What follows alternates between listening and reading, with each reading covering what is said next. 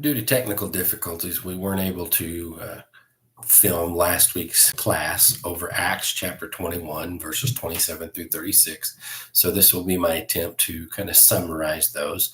And unfortunately, you will not get the discussion that we had in class, which was a very wonderful discussion. And we had a report by Chris on the Nazarite vow. So I'm going to try to summarize what he said as well in that for these verses here. So the first thing I want to do is, of course, read Acts 21, 27 through 36 for us. When the 7 days were almost completed, the Jews from Asia, seeing him in the temple, stirred up the whole crowd and laid hands on him, crying out, "Men of Israel, help! This is the man who is teaching everyone everywhere against the people and the law and this place. Moreover, he even brought Greeks into the temple and has defiled the holy place. For they had previously seen Trophimus the Ephesian with him in the city, and they supposed that Paul had brought him into the temple. Then all the city was stirred up, and the people ran together. They seized Paul and dragged him out of the temple, and at once the gates were shut. And as they were seeking to kill him, word came to the tribune of the cohort that all Jerusalem was in confusion. He at once took soldiers and centurions and ran down to them. And when they saw the tribune and the soldiers, they stopped beating Paul. Then the tribune came up and arrested him and ordered him to be bound with 2 chains. He inquired who he was and what he had done. Some in the crowd were shouting one thing, some another. And as he could not learn the facts because of the uproar, he ordered him to be brought into the barracks. And when he came to the steps, he was actually carried by the soldiers because of the violence of the crowd, for the mob of the people followed, crying out, "Away with him." So when we last left Paul before these verses, he was going into the temple to be a part of a Nazarite vow of purification. If we remember, James and a couple of the elders were explaining to Paul, after Paul had told them all that had happened on his missionary trip, that what had happened in Jerusalem during that time, where thousands had come to believe, but that they were very zealous, and that at that time, with all of the uproar and stuff that was going on, that there was some suspicion with the Gentiles, and there was a big hatred. So here we see that they encouraged Paul to, of course, join with these 4 in a Nazarite vow and go into the temple for purification. This purification wasn't unusual for Jewish travelers who had come through a Gentile land. Before they could go into the temple or perform or be a part of any ceremony, they had to go through a process of purification. And generally, this purification process was about 7 days. And on the 3rd and 7th days, according to Numbers 19, 11, and 12, those were days of cleansing. And if you didn't do one of those days, you had to start all over again. These 4 men were doing a Nazarite vow. Now, as Chris shared with us in class, reading from Numbers chapter 6, 1 through 8, it says, "The Lord said to Moses, 'Speak to the Israelites and say to them, if a man or woman wants to make a special vow, a vow of separation to the Lord as a Nazarite, he must abstain from wine and other fermented drink, and must not drink vinegar made from wine or from other fermented drink. He must not drink grape juice or eat grapes or raisins. As long as he is a Nazarite, he must not eat anything that comes from the grapevine, not even the seeds or skins. During the entire period of his vow of separation, no razor may be used on his head. He must be holy until the period of his separation to the Lord is over. He must let the hair of his head grow long. Throughout the period of his separation to the Lord, he must not go near a dead body. Even if his own father or mother or brother or sister dies, he must not make himself ceremonial unclean and on account of them, because the symbol of his separation to God is on his head. Throughout the period of his separation, he is consecrated to the Lord." So this Nazarite vow was a setting yourself apart for service to God. The shortest generally was 30 days. The longest was could be up to 365 days for normal. We do know, as Chris shared, there are three famous Nazarite people in the Bible who took Nazarite vows that lasted a lifetime. And actually, these three vows were actually taken by their parents who consecrated their children for the service to God. The first of those was Samuel. The second was Samson. And then there was also John the Baptist. So you can go back and read those stories. Chris shared a little bit about them, but you can go back and read about those particular Nazarite vows that were given. So as we see here, at this time, it says when the 7 days were almost completed. Now, this would have been on the seventh day. Okay, so we're not, when Luke says when the 7 days were almost completed, what he's talking about was when the 7 days of purification were almost done. Not that when the 7 days were almost done, but all of the things that had to happen over that 7 days when they were almost completed. So this would have been the seventh day of that purification process. Paul would have gone in with the 4 men to complete that purification process. So he would have been here at the temple. And as we shared, and hopefully you have gotten to look at that 3D rendering there, the link that I had put in there, you saw the Nazarite, the chamber of the Nazarites, where they would have gone in to do their Nazarite vow. Now, this, of course, was in the court of women, which was just inside the basically the first place where that a Gentile could not go to, because you had the court of Gentiles where everybody could go, and then you started into the temple complex where only Jews could go in. So the first part of that was the court of women, where women could go. Then you moved on into what they call the court of men, or the court of the Israelites, which would have been right inside, past the court of women. Because women could take this Nazarite vow, that chamber would have been right inside there. So Paul would have been in the court of women, would have come out, and this is more than likely where these Jews from Asia saw him. Now, whether they were following him or whatever, the fact is that these Jews knew Paul well, because Paul had been there for 3 years prior to coming here to Jerusalem. Was very well known in Ephesus, so he would have been easily recognizable by these Jews from Ephesus. More than likely, they were there for Pentecost, so they had come down from Ephesus into Pentecost, or to Jerusalem for Pentecost, and they recognized Paul. And we know that from reading our various lessons here that the Jews in Ephesus, a lot of them didn't like Paul and did everything they could to thwart Paul. And here, when these Jews saw Paul in the temple, that anger probably boiled over, and they did the first thing that they thought of, and that was that they grabbed him and began creating a scene that had the effect of agitating everybody in the temple complex. According to these Jews, Paul was guilty of teaching everyone, everywhere, things that were contrary to the Jewish religion, much the same that they did with Stephen. According to the accusers, Paul's mission is an anti-Jewish movement for the special place of the elect people. The life of obedience to the Mosaic law and the temple worship are defining characteristics of Judaism. And if Paul is talking against those, he is anti-Jewish. Again, same charges that James and the elders had brought against Paul earlier, said, not really brought against him, but had brought up that people were saying these things about Paul. The first two charges are the same ones that were leveled against Stephen back in Acts chapter 6, 11 through 14, that he was against the law, and he was speaking against Moses, and he was speaking against the temple, which meant he was against the law and he was against God.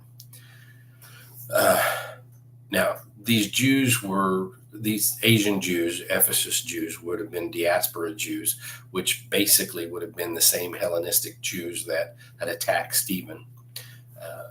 And the accusations were really designed to stir up people, much like they did against Stephen, in the hopes that they would do away with Paul, just like they had done away with Stephen. Now, on top of the saying that he's speaking against the people of Israel, and that he's speaking against the law of Israel, and he's speaking against God, they added that Paul had brought a Greek into the temple.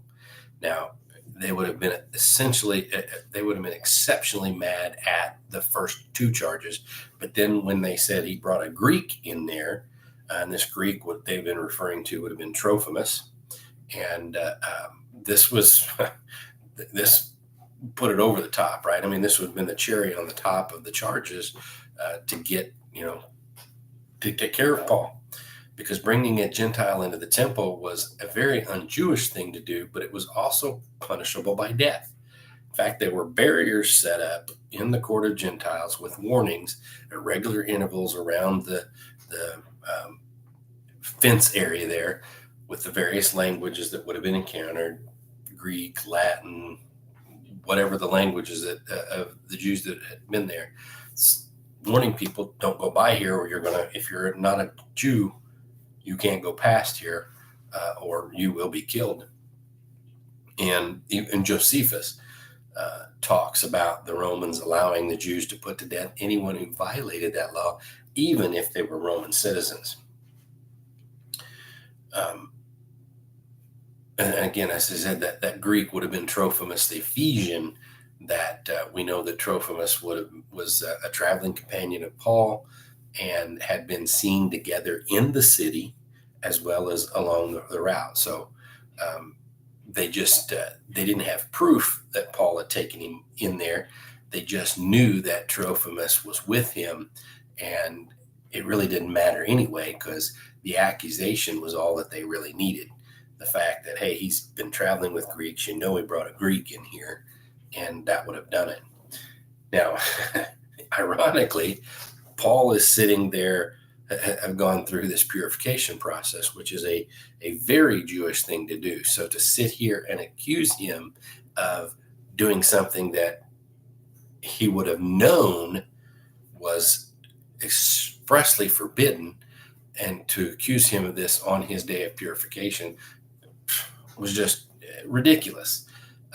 But again, they didn't really care. They just wanted to accuse him to get everybody stirred up, which is what we see in verse 30 here, when it says that upon hearing these charges, upon hearing that he brought a Greek in there, and all of this going, that it says all the city was stirred up. Now, of course, this is another form of Luke and his hyperbole, because we know that Jerusalem's population at the time was somewhere between 50 to 100,000, and this being close to Pentecost, it was probably triple that at this point. So it's doubtful that all 50 to 100,000 plus were at the Temple Mount, but there still would have been a very large group there, because the temple area was the town square that people gathered together.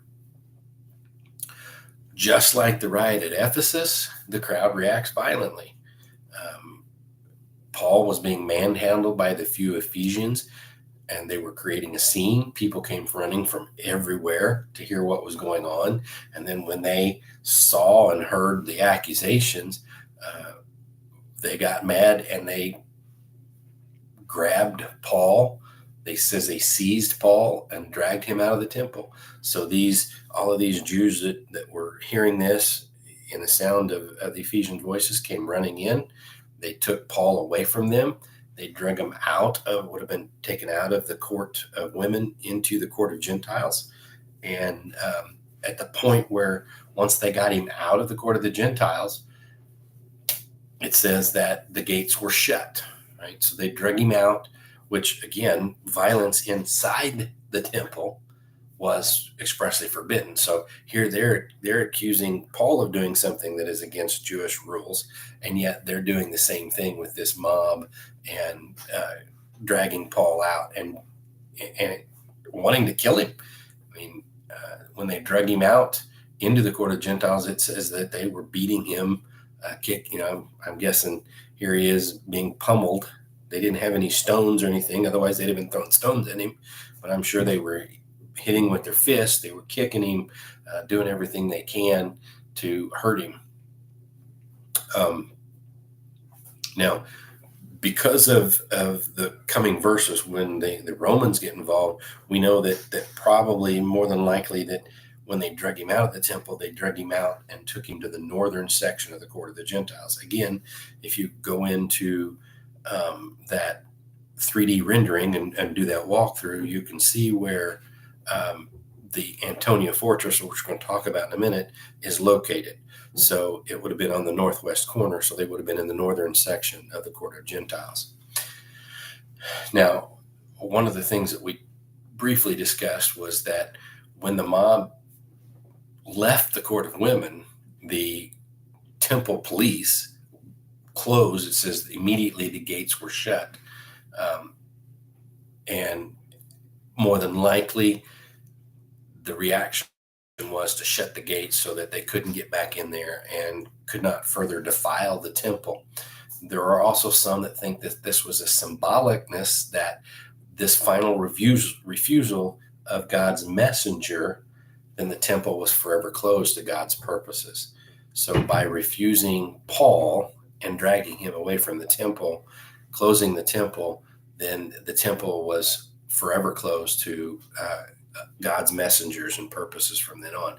Again, and indeed, we do know that in around 10 to 12 years after this episode, the temple itself is going to be destroyed completely by the Romans. No stone left unturned. We move to verse 31. It says, as they were seeking to kill him, so this mob was just beating him and pummeling him and doing everything they can. And it said that they were seeking to kill him. So there was murderous intent there. So while this was going on here in the northern section, the Romans, who were in the Antonia Fortress, which is again at the northwest corner, butting up to the northwest corner of the temple, this Antonia Fortress this was the barracks. Okay, it was built in 6 AD by Herod the Great. It served as his palace residence while he was there in town. It also served as a barracks for a cohort of Roman troops. A cohort was 1,000 troops. Generally, it was 760 infantry and 240 cavalry. Now, this is a paper strength, which means this is a cohort. This is what we are. But through attrition, through sickness, through leave, through all kinds of things, they were probably a little less than that 1,000. But this barracks could have held 1,000 troops. There were other usages for the fortress, but we're mainly concerned with the cohort of troops. And so what it says here is that while this mob was happening, this riot was happening, word came to the tribune of the cohort that all Jerusalem was confusion. So generally what would have happened would have been on top of the Antonia Fortress, the towers that looked down into the temple, because the Romans were there to keep peace, and they figured if anything was going to happen, it was going to happen in the temple complex, which again was the town square, and it more than likely would have happened during all their festivals. And again, we're close to Pentecost, right? So they probably would have been on high alert, and they would have had soldiers up there in the towers looking down to see what was going on. So when all of this commotion started happening, probably at the first screaming, they would have looked and saw what was going on and would have sent word back to the tribune, who would have been the leader of the cohort. And this was a high-ranking military officer, had command of the 1,000 troops. In today's, from my military background, this would have been a battalion commander, which would have been a lieutenant colonel. You can go to Google or whatever and look up the other, if you like Marines or Air Force or Navy, you can go back and see. But from an Army equivalent, that would have been a lieutenant colonel in charge of a battalion. So that sentry would have sent word down to the tribune, and the tribune, upon hearing this, reacted swiftly. It says, verse 32, he at once took soldiers and centurions and ran down to them. So this tribune, who, when we get to chapter 23 and verse 26, is identified as a man named Claudius Lysias. And Claudius Lysias plays a very important role over the next few chapters. And here his role starts, because at the point when he heard this, he took soldiers, plural, and centurions, plural. Now, a centurion would have been a Roman officer underneath the battalion commander. In Army case, this would have been a company commander, a captain in today's Army. But the thing of it is a centurion was a commander of 100 soldiers. So we know that Lysias takes soldiers and centurions, and so he took at least two. So he would have took two companies of soldiers down. That would have been somewhere in the neighborhood of 150 to 200 soldiers. There was steps leading from the barracks down into the temple complex, into the court of Gentiles. So these large group of this 150 to 200 soldiers would have been coming down these steps, and all of this riot's going on right there in front of them. And when they got there, it says, and when they saw the tribune, meaning, and when they, the rioters, they saw the tribune and the 150 to 200 soldiers, it was a large enough show of force that they stopped beating Paul. The tribune then, who, again, his role was to keep the peace and any way he could. And rather than, arrest the mob, he was going to take away the fuel to that mob's fire, and that fuel happened to be Paul. So since Paul was the object of the crowd's ire, Lysias immediately had him arrested. Upon arresting him, he ordered him to be bound with 2 chains. Now, this could have meant Paul was handcuffed between 2 Roman soldiers, as we see later on during his house arrest. He always had a soldier on each side. He was chained to them wherever he went. That could be the 2 soldiers. More than likely, it was meant that he was bound at both the hands and the feet, just as Agabus had predicted in chapter 21. And at this point, Lysias was trying to determine who Paul was and why the mob was so angry with him. And he was trying to ask what was going on, but the mob was so loud. And like most riots, especially when we go back to the one in Ephesus, the crowd wasn't always on the same page, right? So here it says that the crowd were shouting one thing, some were shouting something else. And it was just a lot of chaos and a lot of commotion. And since he could not get the facts from the crowd during this time, he ordered the soldiers to take Paul up to the barracks. So basically, retreat back to the barracks, take Paul with us. And when we do that, the crowd will disperse and we can try and figure out what's going on. So that's what they did. They grabbed Paul. They had him handcuffed, had him chained at the feet. And I'm sure he was, of course, Paul had been beaten, and he was handcuffed, hands and feet, I think. And so they would have been trying to get him through this crowd. The crowd was such in an uproar that the soldiers had to literally pick Paul up and start up the stairs with Paul to get him to the barracks. And the whole time that he was doing this, the crowd is crying out, "Away with him." Now, Luke does a masterful job of his mission here in Acts and in Luke and Acts is to tell Theophilus and his readers all about Jesus. Everything points back to Jesus.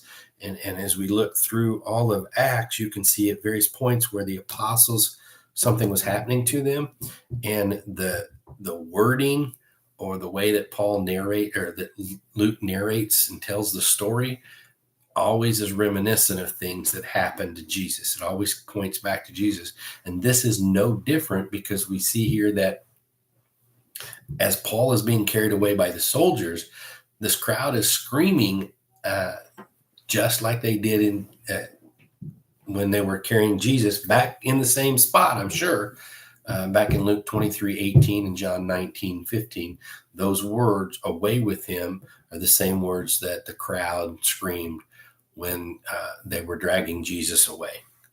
And so we know that they were the same tone and wording, meaning get rid of Paul, kill him, crucify him. And again, that kind of evokes in the reader the memory of the things that happened to Jesus, not 27, 30 years earlier prior to this.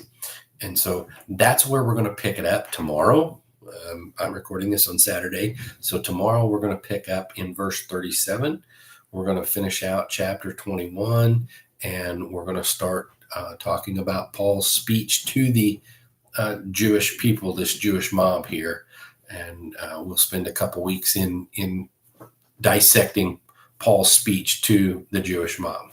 So hope to see you tomorrow. God bless.